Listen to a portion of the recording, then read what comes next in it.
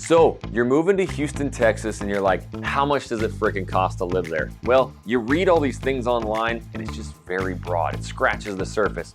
But not today, folks. Today, I'm gonna do a full breakdown of the cost of living here in Houston, Texas. That's what I'm about to show you. So today, what we're gonna talk about, number one, is these outrageous property taxes. It was something that I feared when I got here. You don't understand them at all. And what I'll do is not only talk about them, I'm gonna break down two ways that you can completely reduce it. Because one of the things that you don't know is every 3 years they reassess the value of your home. And guess what? They do it from their desk. They have no idea. So they're just gonna look at values, it's gonna raise, and I've seen them go up 100%, meaning your taxes will double. So I know how to eliminate it and exactly how to calculate it. Next up, wind and hail insurance? Are you kidding me? Yes, there's certain areas, certain cities, certain counties that you must get wind and hail insurance. And I talked to one of our loan professionals around here. They sent me a quote of what a typical monthly payment or annual subscription to a wind and hail insurance plan is. So you'll know exactly how much that is. Next up, we're gonna hear from my main man, JoJo. We're gonna do the median home prices. We've seen a lot of volatility in the market. We just flipped the calendar, it's 2023. So we'll talk about what the Houston market's doing. Is it a good time to buy? Is it a bad time to buy? And what are the inventory levels looking like?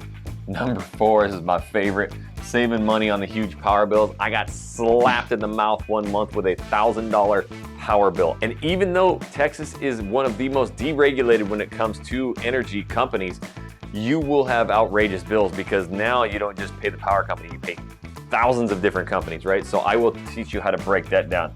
Number 5, we're gonna talk about the best internet companies. I wanna break that down. A lot of you are coming here, you need good internet. There's some crap providers. I will steer you from them. Lastly, unexpected Texas costs. Ain't no locals around here telling you about these dang things. You gotta figure it out. So I'm fixing to learn, y'all. Listen to me, I'm like a Southerner now. All right, let's get right into it. One of the biggest costs that you're gonna see here, which can persuade you from not getting that dream house, is those outrageous property taxes, right? So this is what you have to know, right? You're going to be getting a tax rate, okay? This is how you find your tax rate. So how to calculate it, and again, this is before exemptions. I'm gonna teach you a couple exemptions so that you can lower those property taxes, right? But what you have to figure out is that the city that you live in, the ISD, which is the independent school district, right? Certain school districts, you're gonna have I'm gonna show a full example of a city that is just a couple miles away, same independent school district, but since it's just a little bit away, you're gonna save thousands of dollars on your income, on your property tax. So, and obviously the county, you take that plus the price of the home and you divide it by 100. I'll show you, okay? If you ain't a math person, don't worry, I got you. This is what I wanna read through though real quick because there isn't just one tax rate for Houston and it can differ down the street, right? So here it is. Number 1, property taxes are not a one-size-fit-all scenario. They're gonna be different, basically house by house. Every house pays a different amount, right? So I pay a different than my neighbor, right? And it comes down to how much effort you put into it. Next up, this means that the property tax appraisals are individualized for you and your home. Your property taxes only fund local services, right? So your property taxes only fund the local services, your schools, the police, the fire, right?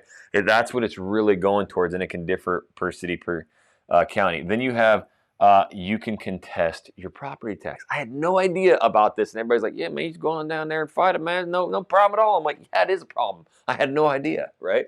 So I'll teach you guys this, okay? Here's what I wanna go through, right? I'm gonna calculate it. I got this area over here. I'm gonna do 2 different examples for you guys so that you guys can really figure this property tax thing out. So first of all, how to calculate it. I have the equation down here. So if you guys ever wanna write that down, it is the total. It's not minus, the total equals the city, the ISD, and the county times the price of the home divided by 100. So in this example, I took one of the most popular cities, which is Katy, and the most populous cities, and I'm gonna break down what the property taxes will mean per house. Ready? If you're looking in Katy, Texas, all right, the first thing that you need to understand is you're gonna have, I'm just gonna write MUD, but municipal, gosh, so hard to say. So your municipal in Katy, Texas is gonna be 0.49. Your school, so your ISD, is a 1.52%. These are all percentages, right? And then you have the county, right? This is Harris County. So you have a 0.64. This is one of the highest tax rates per county. I'm in the Harris County, even being up in Kingwood, Texas. So you're going to have, that 0.64. Some of them can go down into the 0.4 range, saving you a little dough. We'll talk about that here. So this is obviously Katy ISD, highly sought after ISD, independent school district, if you didn't know what that was, right? So this gives us a grand total of 2.64%. That is our tax rate for where we live, right? So wherever you live, that's a tax rate I was given. So here's how it individualizes for your house, right? So what we're going to do is we're going to take that 2.64 and we're going to times it. I'm just going to use $500,000 house for an example. So 500K, right? So that 2.64 and it's times 500K, that equals 1.32 mil, right? And then what we're going to do is divide that by 100. That equals a total of 13,200. So that's your annual property tax.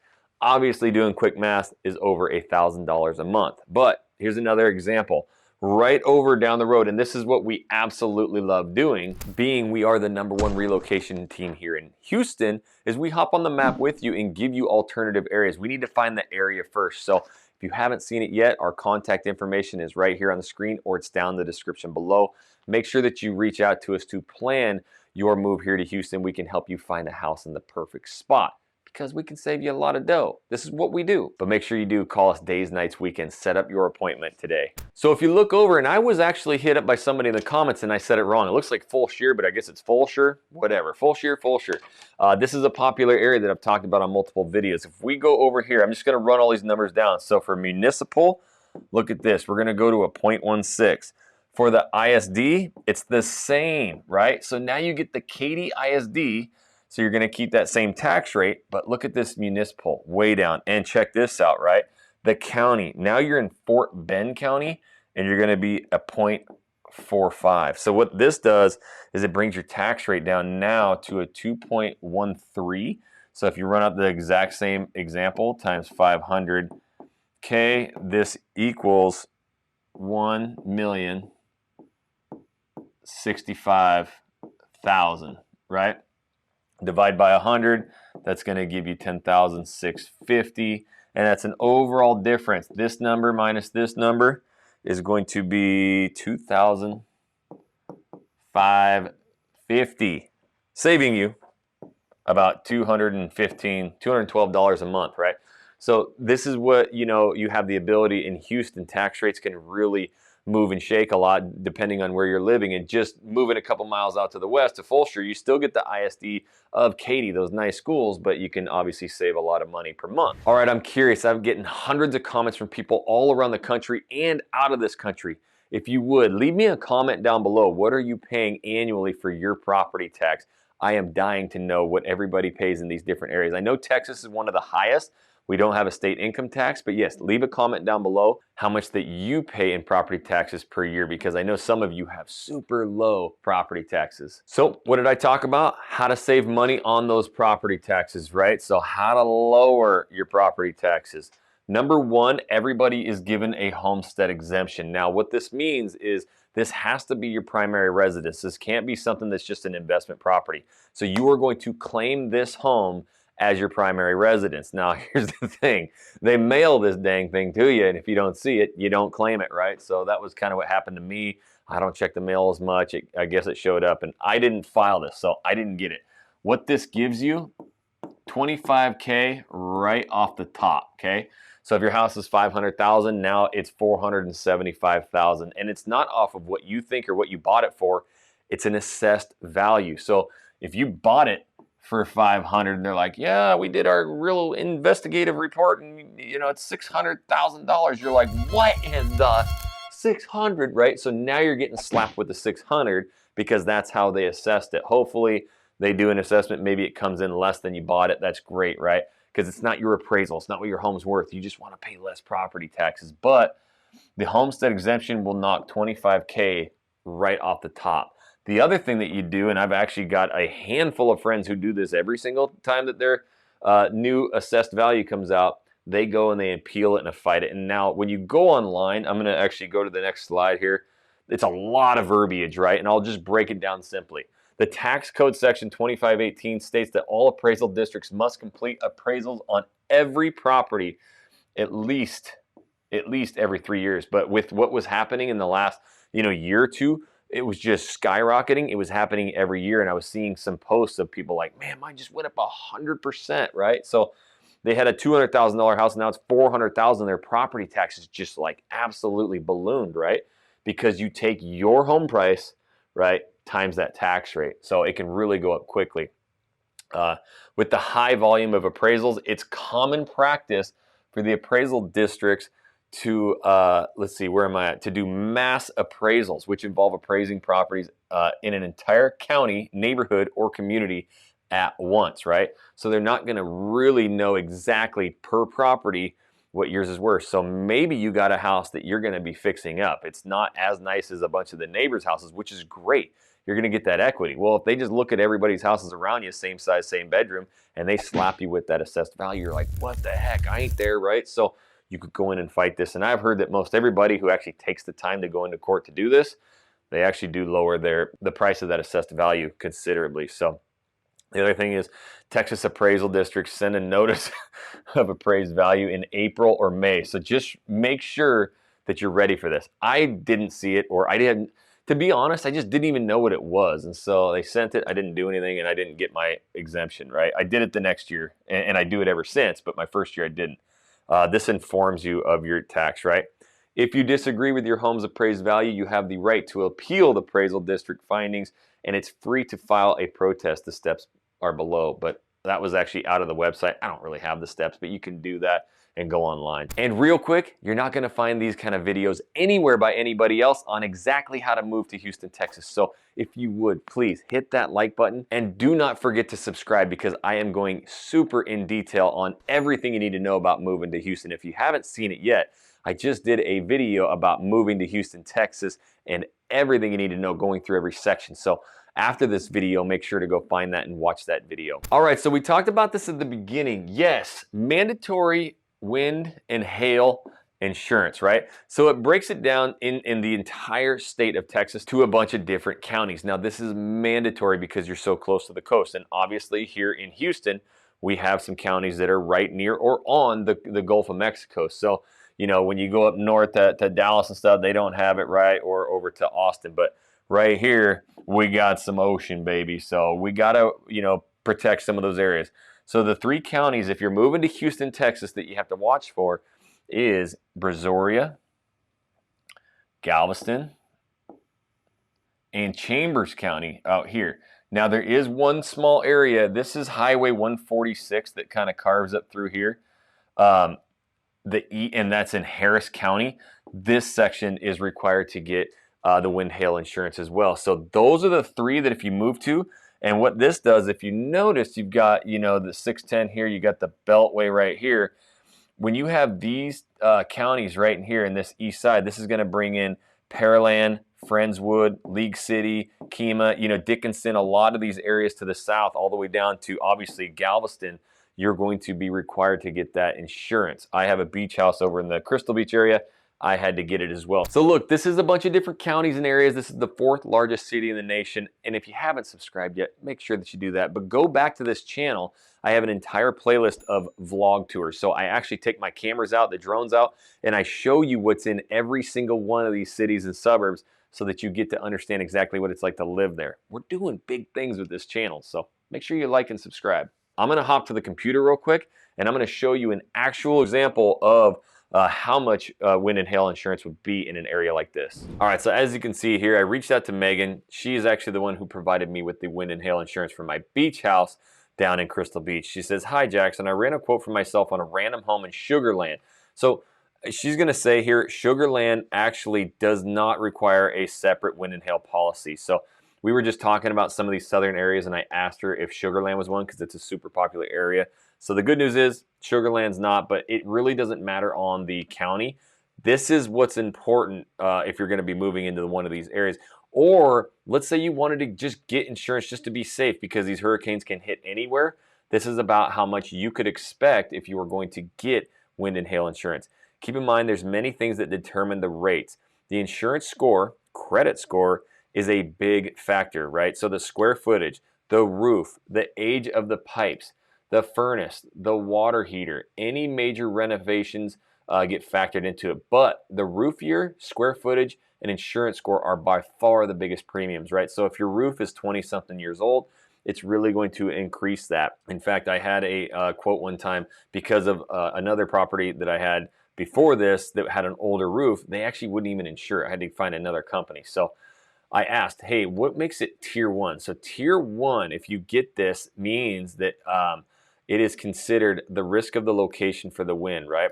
Pearland, Friendswood, League City are all tier one for wind, meaning they are severe wind catastrophe areas. So any of those areas are tier one, and you're going to be required to get wind and hail. So this is just an example, made up one, but if you look here, you got, homeowners, you got a dwelling. We ran it on, I believe, a $500,000 house, and this is an example of just a 2,200 square foot home, 4-bed, 2.5 bathroom. You're going to have a grand total of $3,246. So again, these are going to vary a little bit, but that's something that you could probably factor in as an extra $3,000 a year for wind and hail damage. But you may have a lot lower property taxes down there. The homes are a lot more affordable, so it's kind of this push and pull of the market. Again, do not ever factor in where you're moving just due to the cost, right? If you have to have wind and hail insurance, this is really going to make moving to Houston really difficult. And so, I had a lot of clients in the past or comments actually on my past video, and people are like, well, I love where I live, but yes, the commutes are brutal. 45 minutes, hour and a half, it sucks. Now I got to move over to this area. So if you're just looking for absolute save money, that's where you need to really schedule a consult with our team so that we can help you find the perfect house that fits not only your area, but your budget, right? Don't just look at these costs. Now let's move on. So now that you've learned about the property taxes, wind and hail, and it's very important, school districts, median home prices. We have seen some drastic changes across Houston. Is it a good time to buy right now? Is it not? I got to go to my main man, Joe, the top real estate agent in Houston. What you got for me, Joe? Thanks, Jackson. Let's go over some medium home prices and changes in today's market. So what we saw in December 2022, as far as medium home prices go, they stayed steady at around $409,000. One of the positive aspects about it is that the home prices continue to climb on average from 21 to 22. They still increased 5% on average. That's phenomenal considering that the driving force that took place, I would say starting in July, August, we start to see an uptick in inventory and a little bit of a slowdown for the interest rate started pushing pretty high, and we even saw some that pushed over into the 7% range. My JoJo, he's a wealth of knowledge when it comes to the market, but what about those inventory levels? Because what we have seen the past few years is just a small little sliver of inventory, right? That's what created this absolute chaos. So is it good to see more inventory? And what are those inventory levels, Joe? Hit them. As far as inventories level go, 2021, height of the pandemic, we were around the 1.2, 1.7 range. Now we're in the mid twos as far as inventory goes with properties. This is general for the entire market, our Houston suburb market, Houston market in general. It gets a little bit more detailed as we go into each community. For example, if we're in the Woodlands, Katy, Cypress, Sugarland, Missouri City, all those, the statistics stay pretty much the same other than it gets hyper localized and the stats change a little bit, but not too much. Everything's stayed the same as far as the way the market goes. It's, it's location, price, and condition, and those things drive the market for the most part. And of course today, interest rates have been driving the market, and that's why we've seen really a big increase in inventory. All right now, Joe. We got a lot of clients, hundreds of them reaching out, which if you haven't yet, our contact information is down below. Make sure you schedule that appointment. But Joe, what are the majority of our clients saying? Like when you're having these conversations over Zoom, over the phone, what are they saying? One of the major conversations that we're having in today's market is that they're noticing once they're on that home search and we're going over properties before we go out, they're seeing a lot of decrease in the property values. One of the major things that we go into is like, yes, you know, a lot of the sellers are still with the mindset that we're, you know, the first half of last year. And so houses are still being priced pretty aggressive just because a lot of sellers want to test the market. See, this is what makes us unique, being a relocation team. We work with all people moving, relocating here, right? Not so much the local people. So we know exactly how you're feeling. And one thing that you guys are doing is you're looking online, especially after having a call with us, and you're starting to see some of those prices go down and down and down. And it's fearful. But Joe, if you could tell these people, what are you seeing out there in the market? What are these average price reductions that you're seeing here in Houston? On average, on the MLS sheets, I'm seeing 20, 30 days on average, you know, and that becomes to question what's wrong with the property. And it's just the state of the market. And I think those are the average days. The average reduction that we're seeing is about a 5% reduction on property values to get to where it needs to be once it's under contract and sold. Good news, cut. Well, I get to control the editing and the video, and even though Joe said cut, get it out of there, I have to embarrass you. And I know, Joe, you're going to watch this, so I had to have a little fun with you struggling there. All right, so real quick, what I'm going to do is go over here. I have an entire heat index map. So this is going to showcase the most expensive areas, the least expensive areas, and then I get to actually show you all these different areas, right? So what you need to know is you have a temperature gauge down here. So this kind of tells you what areas are the most expensive and least expensive to an overall United States average of 100. So if you take the entire United States at an average of 100, this is where Houston falls. And as you can see, with a lot of the color being here, let me go ahead and erase that because I got crap everywhere. We're right at the 100 level. So when you look across the nation, Houston is still right there with the U.S. average. You go to any other major city that has this many high-paying jobs and an economy, they're going to blow this number out of the roof. They're going to be way above, right? So the one thing I want you to understand is that there's some pocket areas to where you're going to get some added value, you know, a little bit more bang for your buck, right? So the first thing that I want you to understand, you know, you have this just giant area in here that's all kind of relative. It's right in that 101, 106. So right at that average price. There is a chunk here in the middle. If you watched any of my videos, that is, you know, the Bunker Hill Village area. There's a lot of shopping, Memorial High School. There's a ton of families. It's really cool. We've talked about it a few different times. That's going to be a little bit more expensive. And then Bel Air is an area right here that is very highly sought. Both of them are really close over here to the west side. So all of your museums, museum districts, sports, the Heights, all the downtown, you're really close. But what a lot of the people moving here like you guys are doing is finding the suburbs. You can see here that Sugarland is actually a little bit of a shade above, you know, more here like the 106 to 115 range. So you're going to pay a little bit more in Sugarland than you do, let's say, you know, Katy. Cinco Ranch, you can see this little highlighted. It's a little bit more expensive. It's just so competitive. These are areas that so many people want to get into. Interesting fact, I was talking with Joe about this, about the '08 crash. Everybody thinks the '08 thing's happening. It's really not that. You heard from Joe, we have, you know, 2.5 months of inventory. And if interest rates do come down a little bit again, we're screwed. It's just going to cause this frenzy again. So even during '08, during that crash, he said some of these areas like Katy, Cinco Ranch, they continue to go up. So highly desired areas are, you're going to see a little bit more expensive, but equity gained, right? The other thing you need to know is if you go just out, I've talked about this, you got the Richmond areas. You know, here's Katy, you go out to Fulshire, you're going to get a little bit cheaper, more bang for your buck the farther you go out. If you look up here, Tomball, one thing that's not highlighted, but you know, there's parts of it, Cypress, okay? This is where everybody is really interested in moving, one of the top areas, more affordable, tons and tons and tons and tons of new construction. You got the Spring area, one of the least expensive, and then Humble, Atascocita. That's actually where I used to live. There's some new developments in here, and there's a lot of those 20-year-old developments in there too, where you're going to have a lower tax rate. And that's one thing I didn't mention about tax rates. A brand new construction neighborhood may have a higher tax rate because they're trying to pay down the municipal bonds. So that's why you have the municipal, you know, rate being a certain level.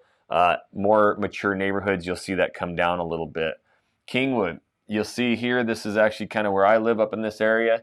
same builder as the Woodlands, built Kingwood, and it's way more affordable. Woodlands is going to be basically one of the most expensive areas for suburbs to live. Obviously not, you know, it's not even showing it, but right over here you got, actually it's more like in here, inside of here, you've got Royal Oaks. It's kind of hard without the loop there to see where we're at, but for suburbs, we've said it a million times, and if you want Woodlands, it's just the top, it's the best. Hey, it is. You're just going to pay for what you get up there, and Kingwood is where we're seeing a lot of people because you still get all the trees, all the trails, all the everything.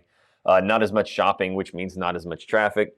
That's why a lot of people are kind of heading down this way to get into the Kingwood area. So you can see here on the heat map some of these different areas that are a little bit more affordable. You stretch that budget, and you've obviously got top areas, you know, like the Sugarlands and the Woodlands, which are going to be the most expensive, and some areas where you're going to get a little bit more bang for your buck. It doesn't show it, but down here is that League City, Dickinson. There's a ton of new construction going down here.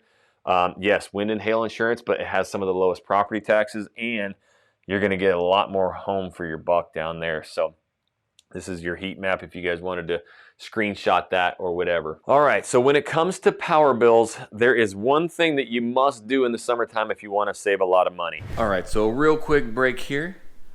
This is a hot, almost 100-degree day, and this is how dark it is in here now because of those solar shades. And it is one of the hottest days. I have it pegged at 74.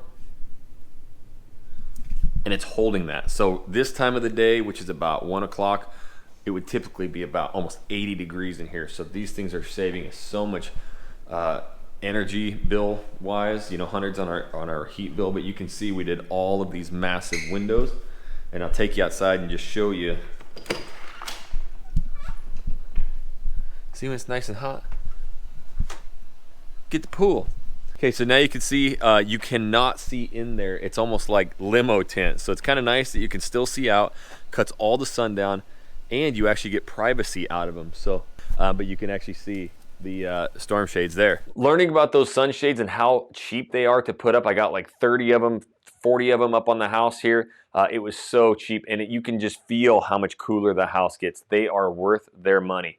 But here is the greatest thing that I ever found. And if you actually look down in the pinned comment, so the top comment or in the description, you're going to see a website for energyogre.com, and I have a referral code for you to where you're going to get your first month free. So you pay $10 a month, and the Energy Ogre, your guy right here, he goes out and finds the lowest cost bill for you, basically the lowest power consumption. And here's where it's interesting because there's thousands of plans. If you're going to be working from home, you know, like I do a lot of times, and I got my first plan when I was here in the summer, so kids were out of school, the ACs are running, they're jerks, they leave the door open every day. It's like I'm trying to cool the outside, and you can't do that in Houston. So my bill came back in August at like $1,000, and I'm like, you got to be kidding me. So I'm like talking to my neighbors, hey, how much was your bill? They're like, oh, $300. And I'm like, what? Excuse me? They're like, yeah, man, you got to shop that power. I'm like, oh, I got so much to learn here in Texas. So what you have to do is spend basically your entire life shopping all these plans. My entire life. Or you pay them $10 a month and they find it for you. I use them, and if you guys use my referral code, you'll get the first month free, so they'll find it for you. And then what they do is they look at your past bills of your house, plus, hey, how are you going to be using your house? Are you going to be away during the day at work? Because what they can do is find energy plans that are expensive during the day, and then nights and weekends are really, really cheap. So during the day, you get what I'm saying? Adjust your AC up to 75 or 78, right? And then when you come home, it comes down, but that's during the least expensive times. So that's what you have to understand. If you're working from home, like I was, or home for the summer, and that cost was during the day, it just shot through the roof. They will do it for you. It will save you hundreds and hundreds of dollars a month. So do not miss it. The pinned comment down below, and use that promo code that I put in there so that you get that first month free. Next up, we can't live without our internet. When I moved here, I went to Xfinity and I bought the 1 gigabyte, so the 1,000 whatever speed as fast as you can get. And I was very reluctant to get maybe 100 at the most, even plugged in solid. It would fluctuate days, nights, weekends. And I'm sorry, Xfinity, if you're watching this, but your customer service sucks and your internet sucks. And sometimes during the peak of the day, like maybe when everybody was in school and working at like 10, 11, 12, I would get like speeds of maybe 30 or 20, download and upload. So what happened, I found this company called Takis. They started advertising everywhere, and they're bringing fiber internet. They are not in every suburb yet, but they're starting to expand and expand. So again, down in the link below, I have a referral code to where you can get your first month free. So I pay $90 a month, which is exactly what I was paying at Xfinity. The cool thing is, the technicians, they're amazing, and the company is local. So when you call them, it's like calling your neighbor. They're like, hey, hello, it's Takis, how are you?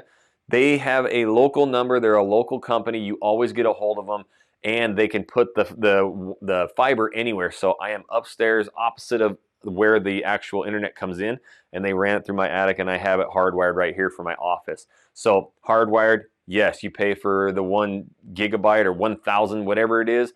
I get that. I'm not an internet guy. So, and I actually get it through Wi-Fi in here. I can still get speeds of 500 upload and download just like that, no problem. And the entire house, all the TVs stream amazing. The one thing that I did is I got the mesh system from Amazon, because these Texas homes are bigger, right?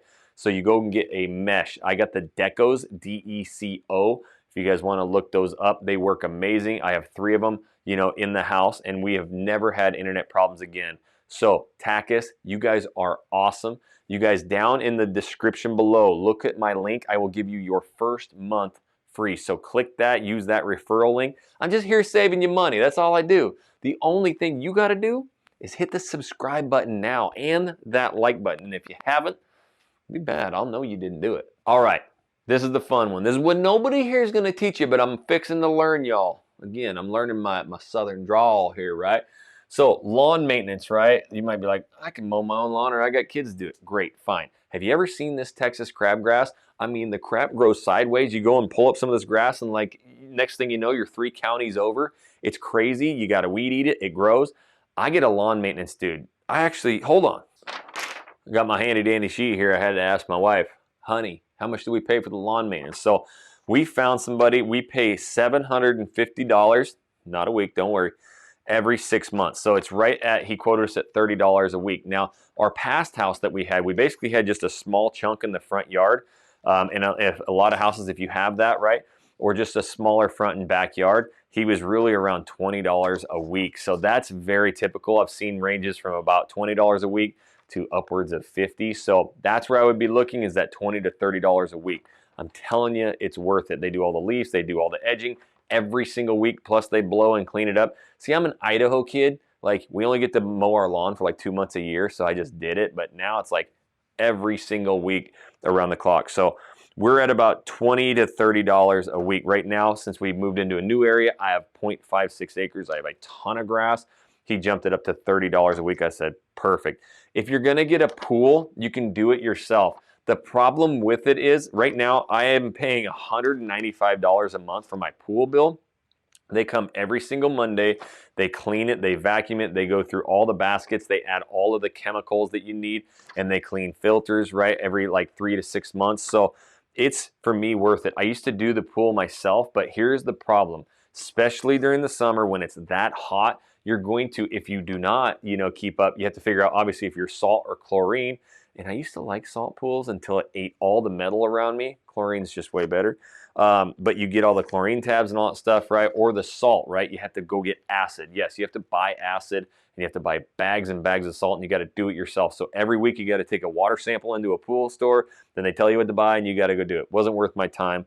$195 a month is a really good deal for basically a normal size pool. Next up on the list is going to be the Easy Tag. Even if you're not commuting for work on one of the main roads, it is just worth it to get the Easy Tag. Basically, anywhere that you see the tolls, you're going to go to the Easy Tag and you just preload it. It's like loading up your kid's lunch cart at school, right? So you just load it with like $100 a month. But if you are working and you're going to be commuting on the Beltway 8 or the Hardy Toll Road or the 99, the 99 is the most expensive, the new one.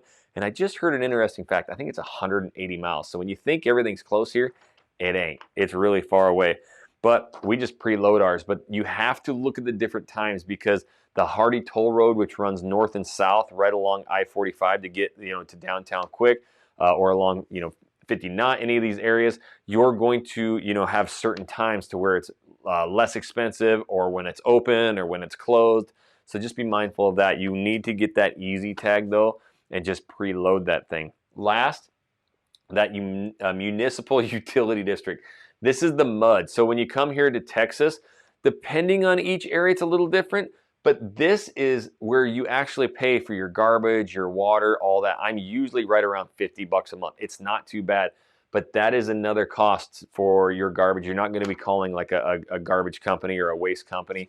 It usually has to do with that municipal bond. And then right now, gas is $2.50 to $2.75 depending on the station. Where are you at right now, and how much is your gas? Leave me a comment down below. And again, here's our information on the screen. We are the Living in Houston team, the original Living in Houston team, and the #1 relocation team. So reach out days, nights, weekends. If you're moving to Houston, Texas and didn't catch my last video and presentation, it is right here. Also, go to this channel. I have done a vlog tour. I have gone out with my camera and showed you every single city and suburb to show you exactly what it is like in these areas. And until the next video, we'll catch you later.